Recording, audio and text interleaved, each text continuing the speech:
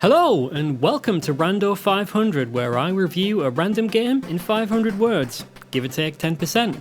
Let's go. Mick and Mack as the Global Gladiators is a 1992 run and gun by Virgin Games.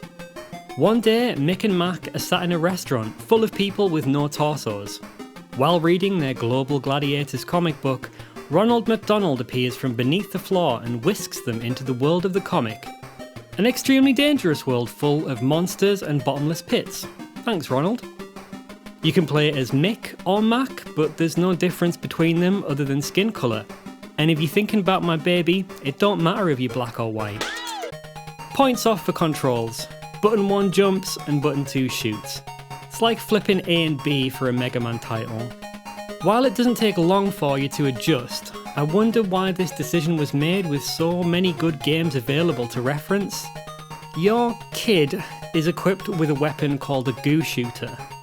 This weapon is used to clean up the 4 worlds through which you'll travel, though I'm unsure how blasting goo like your Peter North will clean up anything. The weapon itself is problematic as it doesn't shoot directly forwards but in a short, weird arc. You do have some aiming control which can help reach enemies placed above and below. Most enemies only take 1 hit, but these slime machines take about 20 seconds to destroy, all the while your kid looks bored out of their mind. Gameplay runs at a low frame rate, making the game feel unresponsive. It's especially noticeable when jumping as you maintain all of your momentum without pushing any directional buttons. You need snappy control to correct your trajectory, and it's just not there. Each level has a quarter of McDonald's arches to collect in order to clear the stage. Ronald won't let you pass otherwise, bastard. Arches aren't abundant, so if you don't take your time to collect them, you'll need to backtrack to get some more.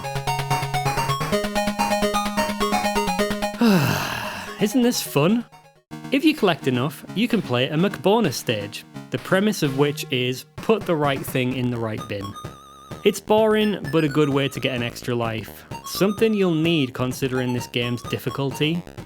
Stages are littered with sneakily placed enemies, either obscured or ready to attack you the millisecond they're on screen with a barely visible projectile, as well as bottomless pits and other one-hit hazards. Fortunately, the music in the game is pretty decent. While the compositions are average, Mick and Mack demonstrate some fantastic use of the Master System sound chip, with punchy drums, and a rarely used mode that provides actual bass notes at the expense of percussion. Sadly, there's only a handful of tracks, and by the end of the first world, you'll have heard them all.